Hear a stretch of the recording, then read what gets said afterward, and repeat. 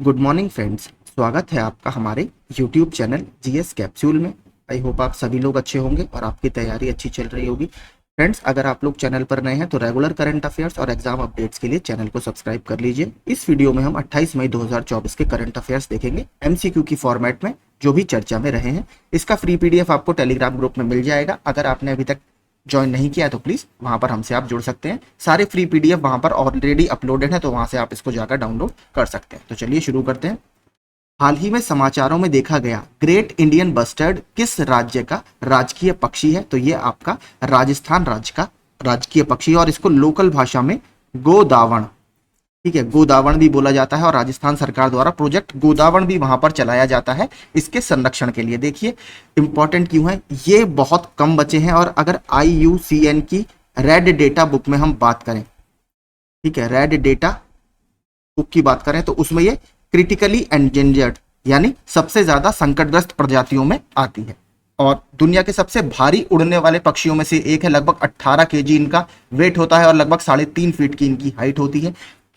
अगर आप इनका ज्योग्राफिकल डिस्ट्रीब्यूशन देखेंगे तो ये राजस्थान, गुजरात, मध्य प्रदेश, महाराष्ट्र, कर्नाटक और आंध्र प्रदेश इस जोन में अब ये पाए जाते हैं। और कभी कभी उड़कर ये पाकिस्तान की तरफ भी माइग्रेट करते हैं। तो अभी चर्चा में ये क्यों है, क्योंकि डिजर्ट नेशनल पार्क, ठीक है, डिजर्ट नेशनल पार्क ही राजस्थान में स्थित एक नेशनल पार्क है।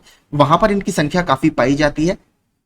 तो वहां पर इनकी अभी गणना की गई तो 2022 में इनकी जो टोटल काउंट था वो 42 था। और इस बार जो काउंट इनका किया गया 2024 में, और वहां पर इनकी जो संख्या है वो 64 पाई गई है। यानी संख्या में इनकी बढ़ोतरी हुई है, यानी कंजर्वेशन धीरे धीरे इसका काम कर रहा है। 2023 में कोई भी गणना नहीं की गई थी क्योंकि उस समय रेनी वहां पर सीजन चल रहा था। तो इसको याद रखिएगा, राजस्थान राज्य का राजकीय पक्षी है। अगर हम और ऑप्शंस की बात करें तो उसके मैं स्टेट बर्ड्स आपको बता देता हूं जो इंपॉर्टेंट है, क्योंकि स्टेट बर्ड UPSSC ने नया ट्रेंड बनाया है कुछ पूछने का।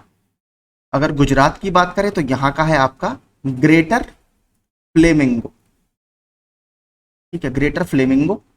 बात करें अगर तमिलनाडु की तो तमिलनाडु जो राज्य है इसका राजकीय पक्षी है एमेराल्ड डव, ठीक है, एमेराल्ड डव, ये यहाँ का राजकीय पक्षी है। बात करें अगर तेलंगाना की तो देखिए तेलंगाना, आंध्र प्रदेश और कर्नाटका इन तीनों का सेम सेम स्टेट बर्ड है, सेम राजकीय पक्षी है जिसका नाम है इंडियन रोलर, ठीक है, इंडियन रोलर। ये अभी किसी परीक्षा में पूछा गया था तेलंगाना का, कि तेलंगाना का स्टेट बर्ड कौन सा है, तो ये इसका राजकीय पक्षी है इंडियन रोलर, ठीक है। तो यही सारे संबंधित फैक्ट कुछ इसमें थे जो मैंने आपको बता दिए। अगर बात करें देखिए राजस्थान की, राजस्थान के कुछ और नेशनल पार्क और बर्ड सेंचुरी में आपको दिखा देता हूं जिससे आपकी तैयारी काफी अच्छी होगी। यहां पर अगर आप देखेंगे तो ये है राजस्थान के कुछ और national park. Desert National Park जिसमें ये सर्वे किया गया, Keoladeo Ghana National Park, Mukundra Hills National Park, Ranthambore National Park और सरिस्का नेशनल पार्क, ये राजस्थान के अन्य नेशनल पार्क हैं।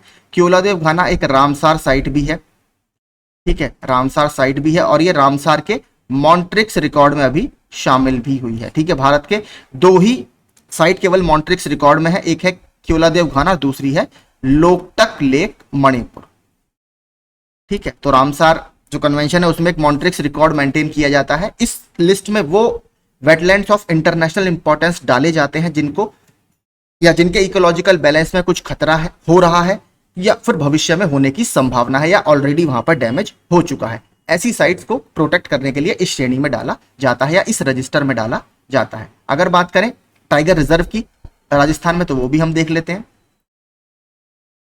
यहां पर आप देखेंगे Sariska tiger reserve, Ranthambore tiger reserve, Ramgarh Vishdhari tiger reserve और मुकुंदरा हिल्स टाइगर रिजर्व, ये 4 टाइगर रिजर्व आपके राजस्थान राज्य में स्थित है। तो आई होप आपकी और स्टैटिक फैक्ट यहां से अच्छे तैयार हो गए होंगे। आगे चलते हैं। केंद्रीय विद्युत प्राधिकरण के अनुसार वित्त वर्ष 2024 में राज्य ट्रांसमिशन उपयोगिताओं द्वारा ट्रांसमिशन लाइनों को जोड़ने के मामले में कौन सा राज्य अग्रणी राज्य के रूप में उभरा है? यानी जिसने यूटिलिटीज को इलेक्ट्रिसिटी वायर्स या इलेक्ट्रिसिटी ट्रांसमिशन लाइंस के थ्रू सबसे ज्यादा जोड़ा है, तो उसमें उत्तर प्रदेश को रैंक 1 इस बार मिली है। उत्तर प्रदेश ने सबसे ज्यादा इलेक्ट्रिसिटी वायर्स का जाल बिछाया है। केंद्रीय विद्युत प्राधिकरण के अनुसार वित्त वर्ष 24 में ट्रांसमिशन लाइन जोड़ने में उत्तर प्रदेश सबसे आगे है। Uttar Pradesh power transmission corporation limited ने 220 केवी प्लस लाइनों की 1460 CKM जोड़ी जो अन्य राज्य की उपयोगिताओं से आगे है। इसके अलावा देखिए उत्तर प्रदेश और वजह से भी काफी चर्चा में है, तो वो सारे फैक्ट मैंने डाल दिए हैं क्योंकि उत्तर प्रदेश स्पेशल यहां से कवर हो जाएगा। तो उत्तर प्रदेश का पहला ट्रैफिक पार्क कहां पर बना है? प्रयागराज में बनाया गया है। टेस्ट ऑफ आरोग्य मैत्री cube, world first air lifted portable hospital, आपने देखा होगा एक पोर्टेबल हॉस्पिटल है जो मैंने आपको बताया था, मात्र इसे कहीं भी एयर ड्रॉप कर 12 मिनट में इसको तैयार किया जा सकता है उसी लोकेशन पर। तो इसका भी टेस्ट किया गया था आगरा में। इसके अलावा राज्य का पहला ग्लास स्काई वॉक ब्रिज, जो धनुष के आकार में आपका ग्लास का ब्रिज बन रहा है, कहां पर बना है? चित्रकूट में।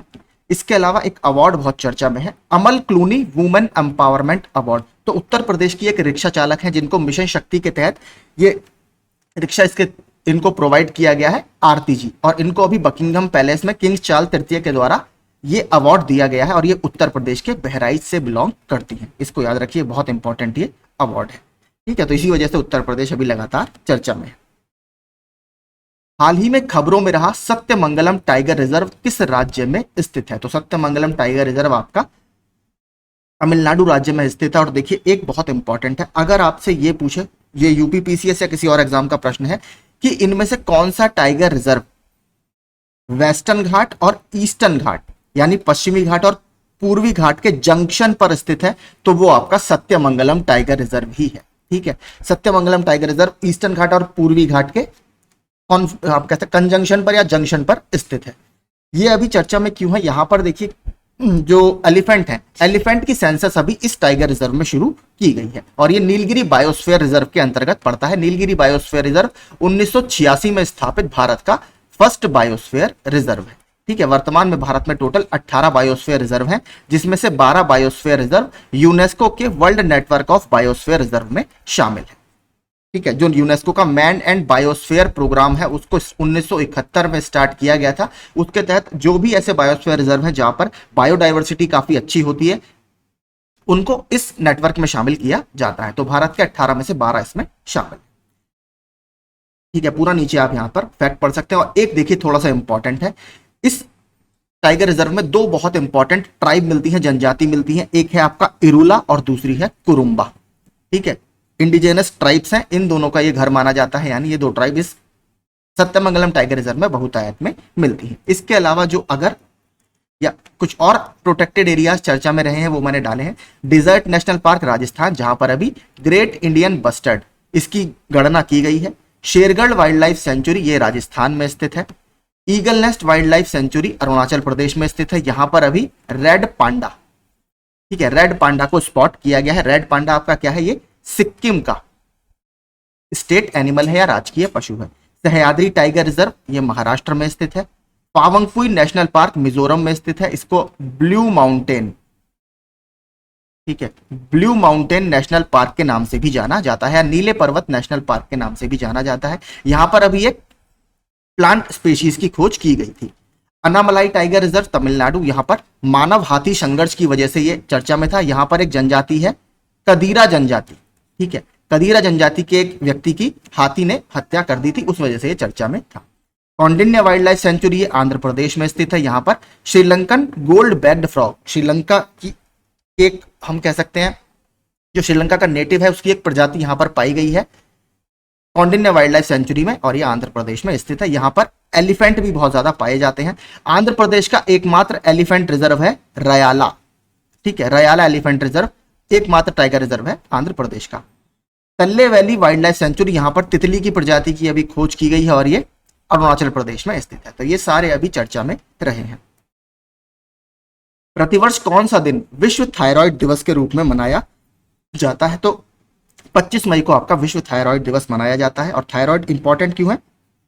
थायराइड हमारी बॉडी के गले में एक क्या है, ग्लैंड है, एक ग्रंथि होती है जो आपकी बॉडी के बहुत सारे जो फंक्शंस है उसको कंट्रोल करती है। आपने देखा होगा जो प्रेग्नेंट लेडीज होती हैं उनको भी थायराइड की काफी समस्या रहती है, तो बच्चे के ऊपर भी काफी इसका इंपैक्ट पड़ता है। अगर बात करें थायराइड की, तो थायराइड आप यहां पर देख सकते हैं, ये है आपका थायराइड ग्लैंड, गले में स्थित होती है। इसके अलावा अगर बात करें, देखिए एक बीमारी होती है आपकी गॉइट्रे, या जिसको हिंदी में घेंगा रोग आप बोलते हैं, जो आयोडीन की कमी से होता है। आयोडीन की जब आपके फूड इंटेक में या खाने की मात्रा में कमी होती है, जो पिट्यूटरी ग्लैंड होती है ये अपना साइज बढ़ा लेती है। ठीक है, इसका साइज इंक्रीज हो जाता है और इसीलिए आपने देखा होगा उनके गले में बहुत मोटा सा एक गोल, ठीक है, ये स्वेलिंग हो जाती है, वो इसी पिट्यूटरी सॉरी इसी थायराइड ग्लैंड के फूलने के कारण होती है। तो ठीक है, ये थायराइड ग्लैंड आयोडीन की कमी के कारण अपने आप को फुला भी लेती है, जिससे आपको घेंगा रोग या गॉइटर इसको इंग्लिश में बोला जाता है, ये आपको होता है। नीचे इसके बारे में आप पूरा पढ़ सकते हैं थायराइड के बारे में। ठीक है, इसके अलावा देखेंगे कुछ और जो डेज हमारे चर्चा में रहे हैं। विश्व मधुमक्खी दिवस जो 20 मई को मनाया जाता है, इस बार इसकी थीम क्या रही? Be engaged with youth. पहला वर्ल्ड फुटबॉल डे, ठीक है, ये फर्स्ट है, ये मनाया गया आपका 25 मई को। राष्ट्रीय आतंकवाद विरोधी दिवस 21 मई को मनाया जाता है। अंतरराष्ट्रीय संग्रहालय दिवस यानी इंटरनेशनल म्यूजियम डे, ये 18 मई को मनाया गया और इसकी जो थीम रही वो रही museum for education and research, यानी शिक्षा और अनुसंधान के लिए म्यूजियम। और वर्ल्ड मार्खोर डे बहुत इंपॉर्टेंट है। अभी वर्ल्ड मार्खोर डे या इंटरनेशनल मार्खोर डे को संयुक्त राष्ट्र जनरल असेंबली ने मान्यता दी है। हर साल ये 24 मई को मनाया जाएगा। इंपॉर्टेंट क्यों है? पाकिस्तान का ये नेशनल एनिमल है। ठीक है, पाकिस्तान का ये नेशनल एनिमल है, इसको याद रखिएगा, इसलिए इंपॉर्टेंट है। पाकिस्तान ने ही 8 अलग देशों के साथ मिलकर ये रिजोल्यूशन पेश किया था। और ये क्या है? ये एक वाइल्ड गोट यानी जंगली बकरी की प्रजाति है और ये अपने सींगों के कारण लगातार चर्चा में रहती है। इसकी सींग कुछ ऐसे स्पाइरल आकार के होते हैं। हाल ही में पहली एशियाई रिले चैंपियनशिप 2024 कहां पर आयोजित की गई? तो पहली रिले चैंपियनशिप, जो रिले आपकी रेस होती है, वो बैंकॉक थाईलैंड में आयोजित की गई। बहुत इंपॉर्टेंट है क्योंकि फर्स्ट है। और यहां पर भारत ने टोटल आपके 3 पदक जीते हैं, जिसमें एक हमने स्वर्ण पदक जीता 4x400 मीटर मिश्रित रिले में। कुछ और जो स्पोर्ट्स चर्चा में रहे हैं वो पूरा देख लेते हैं सूची। फीफा वुमेन्स वर्ल्ड कप 2027 ये ब्राजील में आयोजित किया जाएगा और 10th इसका एडिशन है और ये साउथ अमेरिका में होने वाला पहला महिला विश्व कप होगा। World para athletics championship 2024 Kobe Japan में आयोजित की जा रही थी। आईपीएल 2024 के विनर कौन है? केकेआर है। किसको हराया? सनराइजर्स हैदराबाद को हराया। फाइनल आपका एमए चिदम्बरम स्टेडियम, जिसको चेपॉक स्टेडियम बोला जाता है, वहां पर चेन्नई में आयोजित किया गया। Thailand open super 500 men's doubles में जो बैडमिंटन टूर्नामेंट है, किसने जीता? ये सात्विक साईराज रैंकी रेड्डी और चिराग शेट्टी ने टूर्नामेंट जीता है। सुल्तान अजलन शाह कप ये हॉकी का एक टूर्नामेंट है जो मलेशिया में आयोजित किया जाता है। इसको जापान ने जीता पाकिस्तान को पेनल्टी शूटआउट में हराकर, और जापान का ये पहला टाइटल था। इंग्लिश प्रीमियर लीग जो फुटबॉल का बहुत प्रतिष्ठित टूर्नामेंट है, मैनचेस्टर सिटी ने फाइनल में वेन हैम को हराकर ये टूर्नामेंट जीता है 8वीं बार। केपी श्याम निखिल भारत के 85वें ग्रैंड मास्टर बने हैं अभी शतरंज के। जो पुरुषों का T20 वर्ल्ड कप होने वाला है अभी यूएसए और वेस्ट इंडीज में होने वाला है, भारतीय टीम का पहला दल यहां पर पहुंच भी गया है। और जो वुमेन्स है उनका भी T20 विश्व कप इसी साल आयोजित किया जाएगा बांग्लादेश में। तो ये सारे अभी स्पोर्ट्स चर्चा में रहे थे। हाल ही में खबरों में रही पेरियार नदी किस राज्य की सबसे लंबी नदी है? तो पेरियार नदी आपका तमिलनाडु के पश्चिमी छोर से निकलती है और ये केरल राज्य की आपकी सबसे लंबी नदी मानी जाती है। इसमें इसका नाम जो है देखिए, ये जो गुजरती है आपका पेरियार टाइगर रिजर्व या पेरियार नेशनल पार्क से होकर ये निकलती है। और इसमें एक बहुत इंपॉर्टेंट डैम है मुल्ला पेरियार। मुल्ला पेरियार डैम तमिलनाडु और केरल के बीच में एक विवादित डैम है। पानी की शेयरिंग को लेकर लगातार दोनों के बीच में विवाद होता रहता है। तो इस चर्चा में क्यों था? अभी यहाँ पर बहुत सारी मछलियों की प्रजातियों की मौत हो गई थी, जिससे काफी ज्यादा लोकल यहाँ पर हैवॉक फैला हुआ है। हाल ही में केरल में पेरियार नदी में बड़े पैमाने पर मछलियों की मौत ने तबाही मचाई। यहाँ पर थोड़ा सा इसके बारे में देखते हैं। केरल की सबसे लंबी नदी पेरियार नदी तमिलनाडु के पश्चिमी घाट से निकलती है और उत्तर की ओर बहती हुई पेरियार राष्ट्रीय उद्यान से गुजरते हुए मानव निर्मित पेरियार झील में मिल जाती है। यह अंततः अरब सागर तक पहुंचने से पहले वेम्बनाद लेक में मिल जाती है। वेम्बनाद लेक इंपॉर्टेंट क्यों है? इंडिया की लॉन्गेस्ट लेक है। ठीक है, लॉन्गेस्ट लेक है यानी सबसे लंबी लेक है। यहां पर आप देखेंगे, माफ कीजिए, ये है तमिलनाडु का वेस्ट, यहां से ये निकलती है। ये है पेरियार नेशनल पार्क, यहां से होती हुई ये जो पूरी वाटर बॉडी आपको दिख रही है, ये है आपकी वेम्बनाद लेक। और वेम्बनाद लेक इंपॉर्टेंट क्यों है मैं आपको बताता हूं, क्योंकि ये केरल की एक रामसार साइट है। केरल में 2 और रामसार साइट है, वो नीचे मैंने डाली है आपके रिवीजन के लिए। तो रामसार साइट इन केरला, वेम्बनाद लेक तष्टमकोट्टा लेक और अष्टमुडी लेक, ये 3 आपकी रामसार साइट हैं केरल में। इसके अलावा केरल में उपस्थित टाइगर रिजर्व कौन कौन से हैं? पराम्बिकुलम टाइगर रिजर्व और पेरियार टाइगर रिजर्व, ये सारे टाइगर रिजर्व आपके केरल में है। और अभी देखिए केरल का एक इंटरनेशनल एयरपोर्ट है तिरुवनंतपुरम। तिरुवनंतपुरम एयरपोर्ट चर्चा में क्यों है? तिरुवनंतपुरम इंटरनेशनल एयरपोर्ट को जीरो वेस्ट टू लैंडफिल यानी सॉलिड वेस्ट मैनेजमेंट के लिए एक अवार्ड दिया जाता है कन्फेडरेशन ऑफ इंडियन इंडस्ट्री के द्वारा, यानी एक टैग इन्हें मिला है जीरो वेस्ट टू लैंडफिल, और ऐसा टैग प्राप्त करने वाला भारत का यह पहला इंटरनेशनल एयरपोर्ट है, इस वजह से भी चर्चा में रहा है। हाल ही में किस संस्था द्वारा साझा समृद्धि के लिए जल यानी वाटर फॉर शेयर्ड प्रॉस्पेरिटी शीर्षक से एक रिपोर्ट जारी की गई है? तो ये रिपोर्ट अभी देखिए बाली में आपका वर्ल्ड वाटर फोरम हो रहा है 10वां, यानी विश्व जल मंच आयोजित किया जा रहा है इंडोनेशिया के बाली में, वहां पर वर्ल्ड बैंक या विश्व बैंक के द्वारा ये रिपोर्ट जारी की गई है। तो 2 फैक्ट आपके लिए बहुत इंपॉर्टेंट है, एक तो 10वां विश्व जल मंच कहां पर हो रहा है? बाली इंडोनेशिया में, और ये रिपोर्ट किसने जारी की है? विश्व बैंक ने।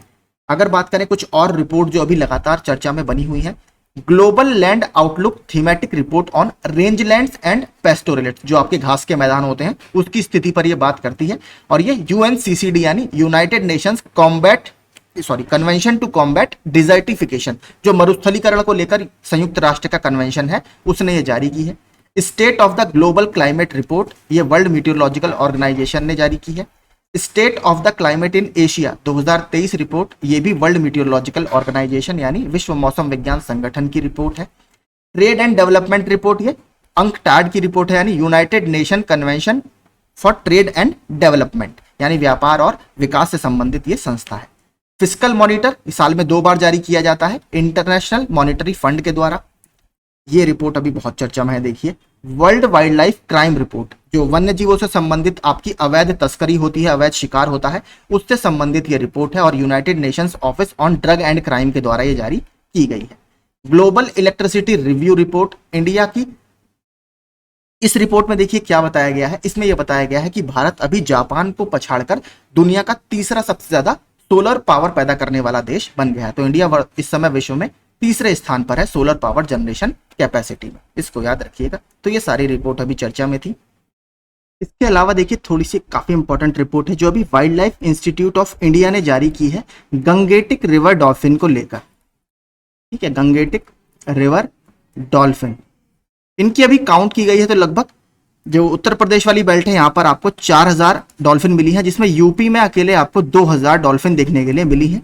स्पेशली जो चंबल रिवर है, ठीक है, चंबल रिवर में इनकी संख्या हमें काफी ज्यादा देखने के लिए मिली है। गंगेटिक रिवर डॉल्फिन इंडिया का नेशनल एक्वेटिक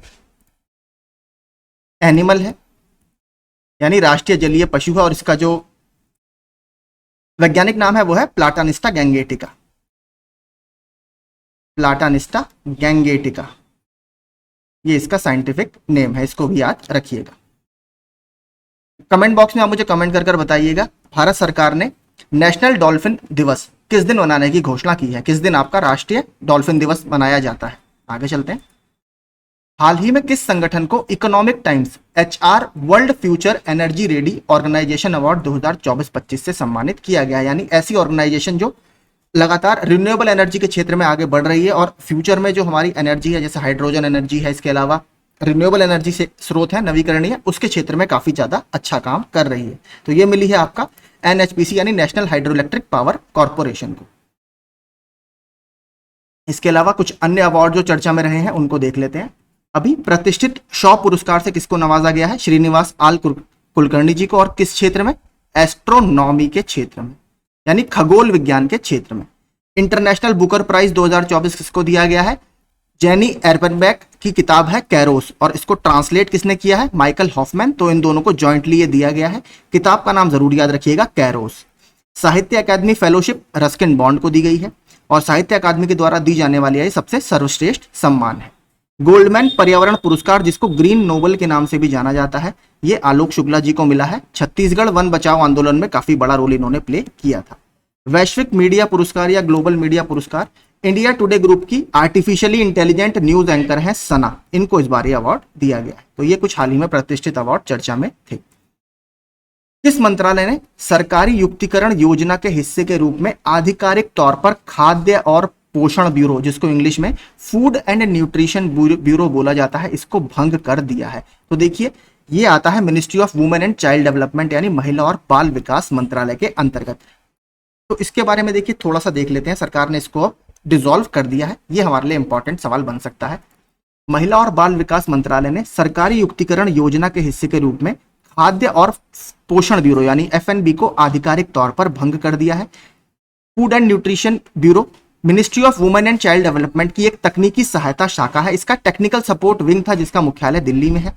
30 नवंबर 2023 को औपचारिक विघटन की मंजूरी के बाद FNB ने 1 दिसंबर 2023 से ऑलरेडी देखिए इसने परिचालन अपना बंद कर दिया था, ऑपरेशन करना बंद कर दिया था, अब इसको ऑफिशियली डिसॉल्व कर दिया गया है।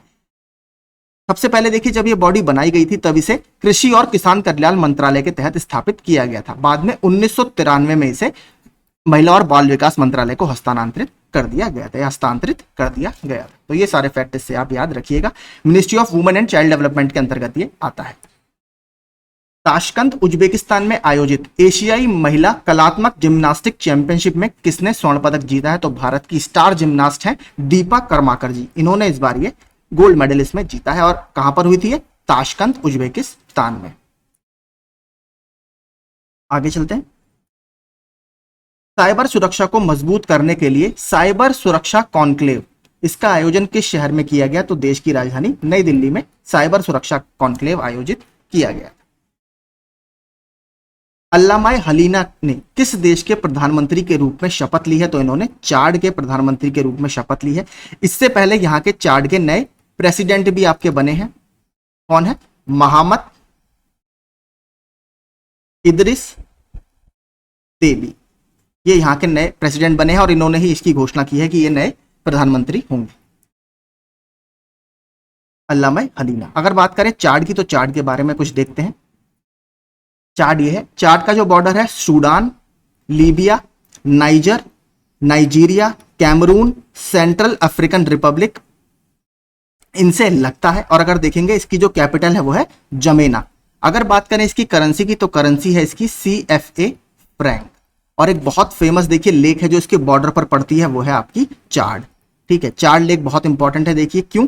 इसका इनवर्ड रेडिएशन फ्लो है या इनवर्ड रेडियल फ्लो है। इसका मतलब क्या होता है? कई सारी नदियां इसमें आकर गिरती हैं। ठीक है, इससे नदियां बाहर नहीं निकलती बल्कि इसमें आकर गिरती हैं। तो लेक चाड आपका इसीलिए फेमस है। आगे चलते हैं। 77वें कांस फिल्म महोत्सव में प्रतिष्ठित ग्रैंड प्रिक्स पुरस्कार किसने जीता है? तो भारत की स्टार फिल्म मेकर है पायल कपाड़िया जी, इनको ग्रैंड प्रिक्स पुरस्कार मिला है। और देखिए इस फिल्म महोत्सव का इसको सेकंड हाईएस्ट अवार्ड बोला जाता है, जो कि काफी बड़ी बात है।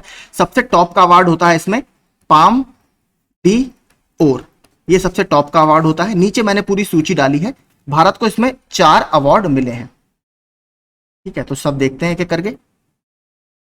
77वें कांस फिल्म फेस्टिवल पुरस्कार, सबसे पहले देखिए ये 77th इसका एडिशन था। कहां पर आयोजित किया जाता है? फ्रांस में ये आयोजित किया जाता है। पाम डी और पुरस्कार जो मैं कह रहा हूं सबसे प्रतिष्ठित पुरस्कार है, अमेरिकी निर्देशक सीन बेकर को मिला है और उनकी फिल्म कौन सी है? अनोरा के लिए। इसके बाद ग्रैंड प्रिक्स पुरस्कार भारतीय फिल्म निर्माता पायल कपाड़िया जी को मिला है। कौन सी फिल्म है? All We Imagine as Light, महोत्सव का दूसरा सर्वोच्च पुरस्कार है। तीसरा ला सिनेफ पुरस्कार, ये जो शॉर्ट फिल्म्स होती हैं उस कैटेगरी में दिया जाता है और भारत के चिदानंद एस नाइक को उनकी लघु film Sunflower Were the First Ones to Know, इसके लिए दिया गया है। इसी कैटेगरी में देखिए मानसी माहेश्वरी जी हैं, एक एनिमेटेड फिल्म है बन्नी हुड, इसी सेगमेंट में उन्हें 3rd पुरस्कार मिला है। ये आपकी शॉर्ट फिल्म की कैटेगरी में। और इसमें जो बेस्ट एक्ट्रेस का अवार्ड जीता है वो जीता है अनुसुईया सेन गुप्ता जी ने। एक मूवी है द शेमलेस, उसमें इन्होंने किरदार निभाया था जिसके लिए इन्हें बेस्ट एक्ट्रेस का अवार्ड दिया गया और भारत की ये पहली हैं जिन्हें बेस्ट एक्ट्रेस का अवार्ड इस श्रेणी में मिला है। तो ये सारे अवार्ड आप चर्चा में रखिए। पाम डी और जरूर याद रखिएगा क्योंकि ये बहुत पूछता है। मूवी का नाम है अनोरा, मिला किसको है? सीन बेकर को। तो यही सारे करंट अफेयर्स हमारे चर्चा में थे। आई होप आपको सेशन अच्छा लगा होगा और जो एक्स्ट्रा फैक्ट्स मैंने बताए और मैथ्स दिखाए वो आपको अच्छे लगे होंगे। फ्री PDF आपको हमेशा की तरह टेलीग्राम ग्रुप में मिल जाएगा। चैनल को सब्सक्राइब और वीडियो को लाइक जरूर कीजिएगा। Thank you so much.